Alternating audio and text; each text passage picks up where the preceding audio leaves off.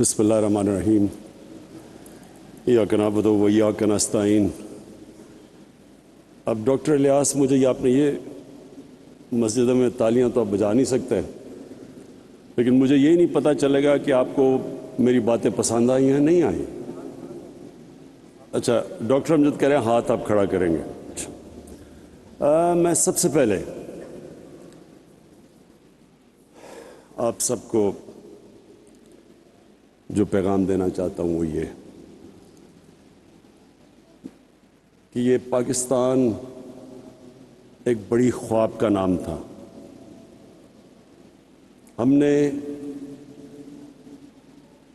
ایک مثالی اسلامی فلاحی ریاست بننا تھا،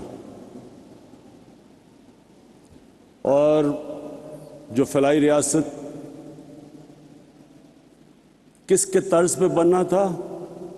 جو سب سے پہلے ہمارے نبی صلی اللہ علیہ وسلم نے مدینہ میں ایک ریاست قائم کی تھی، ان اصولوں پہ ہم نے پاکستان کو کھڑا کرنا تھا۔ مجھے افسوس سے کہنا پڑتا ہے کہ وہ جو ہمارا قبلہ ہونا چاہیے تھا 1947 میں، ہم اس راستے پہ نہیں چلے۔ اور میرا یہ ایمان ہے کہ اگر آج پاکستان کو وہ عزت نہیں ملی دنیا میں، اگر پاکستان کا وہ مقام دنیا میں نہیں ہوا جو ہونا چاہیے تھا، اس کی وجہ یہ تھی کہ جس نظریے کے تحت پاکستان بنا تھا اس نظریے پہ ہم نہیں چلے۔ جو قوم اپنے نظریے سے ہٹتی ہے وہ کبھی کامیاب نہیں ہوتی۔ جو انسان اپنے نظریے سے ہٹتا ہے وہ بھٹک جاتا ہے، اور ہمارا نظریہ مدینہ کی ریاست کا نظریہ تھا۔ اس میں دو سب سے اہم چیزیں تھیں،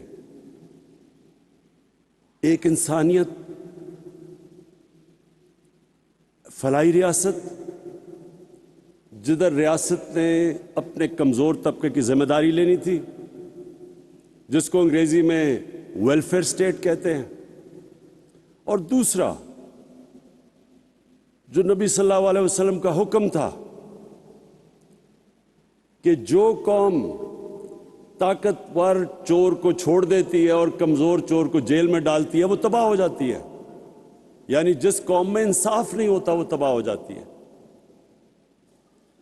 اور انہوں نے پھر کہا کہ میری بیٹی بھی اگر چوری کرے گی تو اس کو بھی سزا ملے گی، یعنی کوئی قانون سے اوپر نہیں ہے۔ یہ دو سب سے بڑے اصول تھے جو بنیاد بنے مدینہ کی ریاست۔ اور بھی تھے، میریٹوکریسی تھی، خواتین کو پہلی دفعہ جائیداد میں حق دیا گیا، غلاموں کو انسانوں کی طرح حکم دیا رکھنے کا، کوئی کسی کے اندر، سب انسان حضرت آدم کی اولاد بتایا گیا کہ کوئی بھی رنگ ہو آپ کا، اس پہ کوئی انسانوں کے اندر فرق نہیں ہے۔ اور پھر رحمت للعالمین نے انسانوں کو اکٹھا کیا، انسانیت کا پیغام دیا کہ سب انسانوں کو تقسیم نہیں کیا، اور وہ ریاست، اس کے اوپر کئی صدیوں تک مسلمانوں نے دنیا کی امامت کی۔ آج مجھے افسوس سے کہنا پڑتا ہے کہ جن اصولوں پہ انہوں نے مدینہ کی ریاست کھڑی کی تھی، آپ کو وہ اصول وہ لوگ جو مسلمان نہیں ہیں ان ریاستوں میں نظر آتے ہیں۔ میں ساری دنیا گیا ہوں، میں آپ کو یقین دلاتا ہوں کہ سوئٹزرلینڈ، نیوزی لینڈ، اسکینڈینیویا، ان ملکوں میں آپ چلے جائیں آپ کو زیادہ اسلام نظر آئے گا، وہ قریب ہیں ان کے مدینہ کی ریاست کے اصولوں پہ۔ وہاں انصاف بھی ہے، وہاں انسانیت ہے، وہاں فلاحی ریاست ہے، وہاں میریٹوکریسی ہے، وہاں خواتین کو حقوق ملے ہوئے ہیں، انسانوں میں فرق نہیں کرتے۔ اور مسلمان دنیا میں بڑے کم، 50 سے زیادہ مسلمان ملک ہیں، بڑے کم مسلمان ملکوں میں آپ کو وہ مدینہ کی ریاست کے اصول نظر آئیں گے۔ اسی لیے मैं इंशाल्लाह कल आगाज़ कर रहा हूँ रहमतुल लिल आलमीन अथॉरिटी का, और सिर्फ मेरा मकसद ये है कि अब हमारे बच्चे बच्चे को समझ आए कि नबी सल्लल्लाहु अलैहि वसल्लम का पैगाम क्या था, सीरत नबी क्या थी, सबको पता चल जाए। अल्लाह किसी को ईमान देता या नहीं देता वो तो अल्लाह का तोहफा है, लेकिन हम अपनी रियासत जिम्मेदारी पूरी करें अपने इंसानों पे, अपने बच्चों पे, उनको बताएं कि असल में उनकी सीरत क्या थी, उनका रास्ता क्या था। तो आज जो हम यहाँ जमा हुए हैं इसका मकसद एक है कि हम उस फलाही रियासत के रास्ते पे चले जाएं, और उसके लिए मैं सबसे पहले तो आज अपनी कौम का शुक्रिया अदा करता हूँ और FBR का भी कि उन्होंने पहली दफ़ा पाकिस्तान में इतना ज़्यादा हमने टैक्स इकट्ठा किया, हमने रिकॉर्ड टैक्स इकट्ठा किया पाकिस्तान में। और उसकी वजह से मैंने परसों, जबकि दुनिया में कीमतें ऊपर जा रही हैं, तेल की, बिजली की, 5 रुपए यूनिट बिजली की कीमत कम कर दी है और 10 रुपए लीटर तेल और डीजल की कीमत कम कर दी है, क्योंकि हमारे पास पैसा ज़्यादा आया है। तो मैं अपनी कौम को कहता हूँ कि आप जितना ज़्यादा टैक्स देंगे वो सारा टैक्स मैं लगाऊंगा अपने नीचे लोगों को ऊपर उठाने के लिए, लोगों के बोझ कम करने के लिए, महंगाई कम करने के लिए। ये मैं आपसे, मेरा वादा है, वो कहीं और पैसा नहीं जाएगा, वो सिर्फ आपके ऊपर लगेगा जिस तरह हमारा टैक्स बढ़ता जाएगा। अब ये मैं आज कामयाब पाकिस्तान का प्रोग्राम है, हमने 45 लाख ख़ानदानों को इस प्रोग्राम में लेके आए हैं। 45 लाख ख़ानदान शुरू किया था हमने पख्तूनख्वा से और आज़ाद कश्मीर, गिलगित बल्तिस्तान, फिर जो हमारे कमज़ोर इलाके पंजाब के साउथ पंजाब में और थरपाकर सिंध में, बलूचिस्तान में, लेकिन अब सारे पाकिस्तान में हम ये प्रोग्राम लेके आ रहे हैं। जिस तरह अभी डॉक्टर अमजद ने कहा, और डॉक्टर अमजद, मैं आपकी जितनी भी तारीफ़ करूँ वो कम है। आप वो इंसान हैं जो समझ गए हैं ज़िंदगी का मकसद कि अल्लाह तो उसको आखिरत में उसको नवाजता है जो इंसानियत के लिए कुछ करता है। तो आपने जो भी बताया कि इसका मकसद क्या है, हमारे जो 45 लाख ख़ानदान हैं जो सबसे नीचे हैं, एक घर में अगर शहर में है तो 5 लाख रुपया सूद के बगैर कर्जा अपना कारोबार शुरू करने के लिए, अगर देहात में है तो 3.5 लाख सूद के बगैर कर्जा किसान अपनी ज़मीन पे लगाए, और 20 लाख सूद के बगैर कर्जा अपना घर बनाने के लिए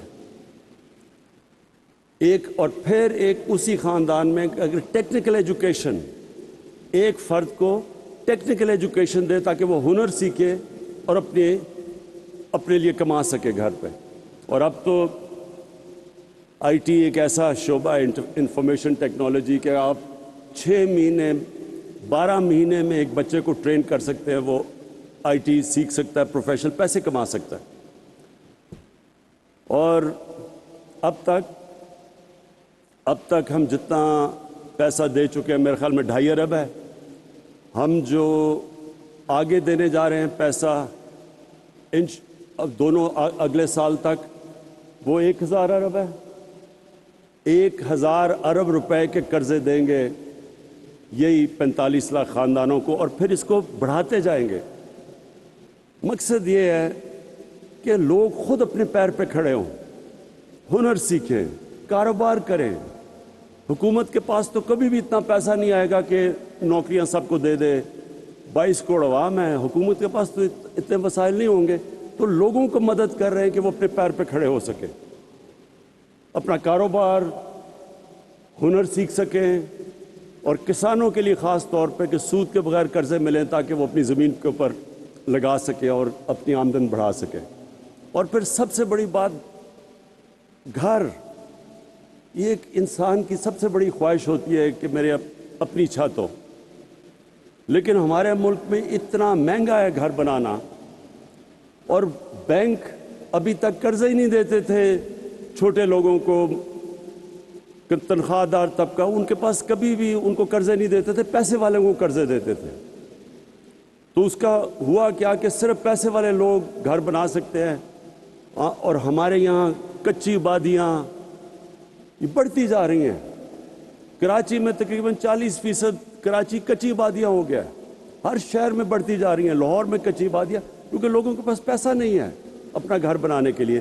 तो ये कोशिश, एक तो ये कि सबसे जो 45 लाख गरीब ख़ानदान है उनको 20 लाख का सूद के बगैर कर्जा, और फिर हमने अब बैंकों को तैयार किया है।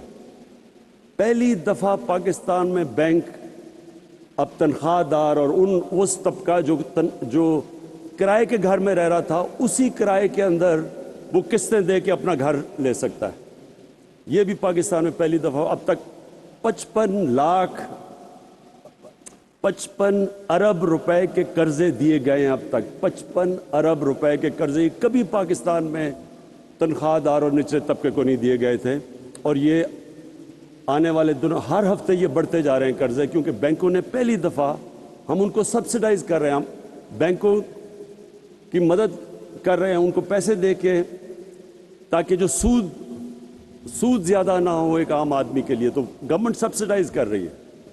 तो इंशाअल्लाह मेरी जो ख्वाब है कि हम वो जो सफ़र निकल गए हैं फलाई रियासत की तरफ, जिसमें जो सबसे बड़ा प्रोग्राम हमने किया, जिसमें मुझे अभी फ़ख्र सबसे ज़्यादा है, वो है हेल्थ कार्ड। इस महीने के एंड तक सारे पंजाब के ख़ानदान के पास हेल्थ कार्ड आ जाएगा। ये फिर से सुन लें, हेल्थ कार्ड क्या है? 10 लाख रुपए की हेल्थ इंश्योरेंस हर पंजाब, पख्तूनख्वा, आज़ाद कश्मीर, गिलगित बल्तिस्तान, बलूचिस्तान, हर ख़ानदान के पास 10 लाख रुपए का हेल्थ इंश्योरेंस होगी। ये नहीं, गवर्नमेंट हॉस्पिटल, किसी भी अच्छे से अच्छे अस्पताल में जाके वो 10 लाख रुपए तक अपना इलाज करवा सकेंगे। अब तक आम लोग सिर्फ गवर्नमेंट के अस्पतालों में जाके अपना इलाज करवाते थे, और गवर्नमेंट के अस्पताल अगर आप बाहर चले जाएं बड़े शहरों से, तो वहाँ बड़ा मुश्किल, कई दफ़ा डॉक्टर नहीं होते, नर्सें नहीं होती, इक्विपमेंट नहीं होती, तो वो बेचारे रुलते रुलते शहरों में आते हैं। शहरों में अस्पताल भरे हुए होते हैं, 2-2, 3-3 लोग बिस्तर पे होते हैं। तो ये जो हेल्थ कार्ड से अब क्या होगा? अब जो प्राइवेट सेक्टर के हॉस्पिटल है वो देहातों में जाके अस्पताल बनाएंगे, क्योंकि हर ख़ानदान के पास अब पैसा आ गया है अपना इलाज करवाने के लिए। और इससे इंशाअल्लाह, जो मेरी एक हमेशा मैं समझता था कि सबसे बुरा और मुश्किल वक्त एक ख़ानदान पे तब आता है जब एक घर में बीमारी हो, माँ बाप बीमार हों, बच्चे बीमार हों, और उनके पास पैसा ना हो इलाज करवाने का। इससे ज़्यादा एक घर में बेबसी का आलम नहीं होता। तो ये मुझे जो सबसे बड़ी खुशी, अगर मुझे पूछें कि 3.5 साल में आपको किस चीज़ में सबसे ज़्यादा खुशी मिली है, वो इसमें मिली है कि इंशाअल्लाह इस महीने के एंड तक सारे पाकिस्तान के ख़ानदानों के पास 10 लाख रुपए का हेल्थ इंश्योरेंस आ जाएगी। किसी भी अस्पताल में जाके अपना इलाज करवा सकते हैं। मैं आखिर में सारे जितने भी लोगों ने मिल के ये कामयाब पाकिस्तान में, जितने भी इदारों ने, अखूबत, NRSP, सब ने जिन्होंने मिल के यहाँ तक ये मुमकिन किया है, मैं आप सबको खराज तहसीन पेश करता हूँ। और ये जो हमने शुरू किया है, ये रास्ता, ये वो ख्वाब है जो इल्लामा इकबाल ने सोचा था जब उन्होंने पाकिस्तान का तस्वर किया था। ये उस रास्ते पे इंशाअल्लाह हम निकल गए हैं जो मैं समझता हूँ कि पाकिस्तान की अज़मत का रास्ता है। पाकिस्तान पाइंदाबाद। वज़ीर आज़म का